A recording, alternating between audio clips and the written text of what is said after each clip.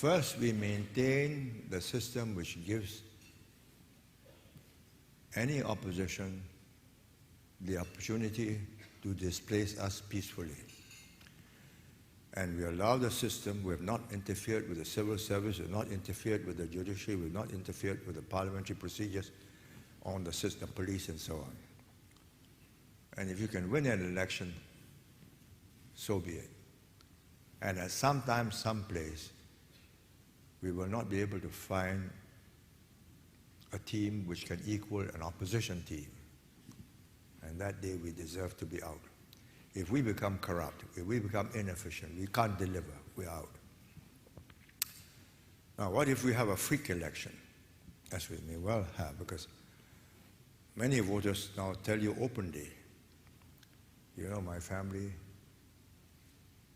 3 of us voted for you, but 2 of us voted against you, just to let you know that we want an opposition voice and we don't want you to be so overwhelming. So in that situation, you may have a freak result. And I say, all right, that worries me. So we have set in place a president with blocking powers. So any opposition that comes in will find, first, he cannot touch the reserves. Otherwise, you can promise the sky and spend the money. And all our hard-earned savings will go within 5 years. Second, you can change the top officials without the president's consent. The first 3 or 4 officials and commanders, police and so on, you cannot change them.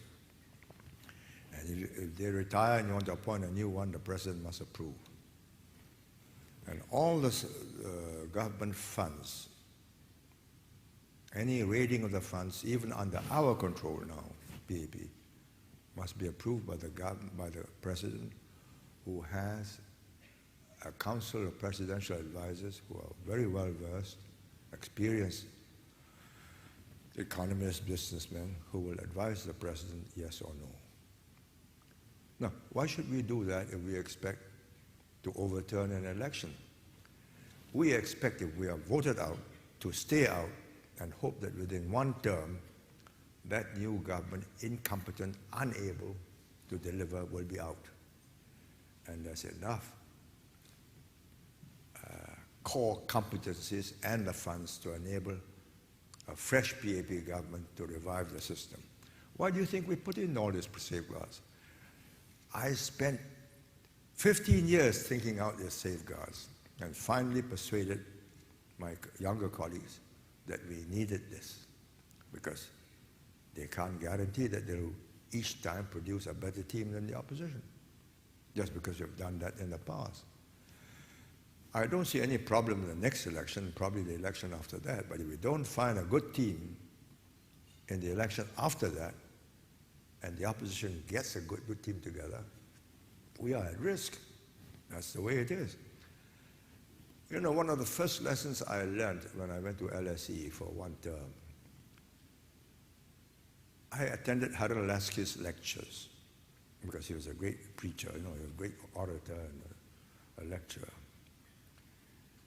And he spent 1 or 2 lectures in a crowded lecture room in Houghton Street in London, explaining why Britain is going through this Labour government revolution.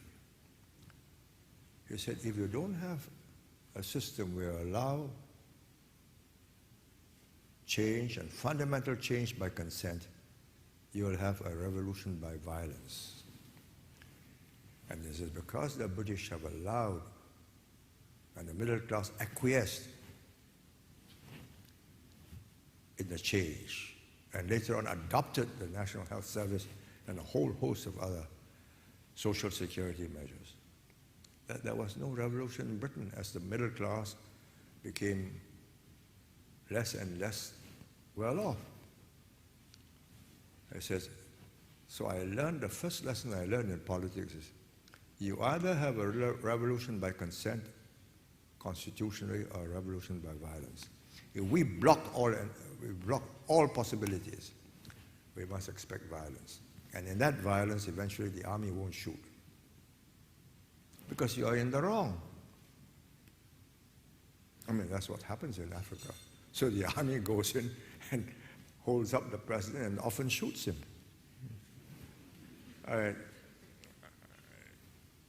If we had not these thoughts at the back of our minds, why do we do these things?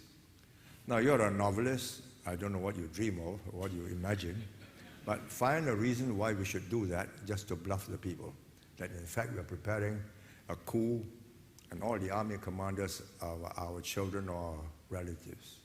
Doesn't make sense. An army commander, Air Force or police has to be approved by a committee and the president must agree. Why? Because we will appoint that commanders? No, because a stupid government may do the wrong things, and when we return, we may find the whole machinery has collapsed, as often is the case. Simple. We already past 10 o'clock. Would you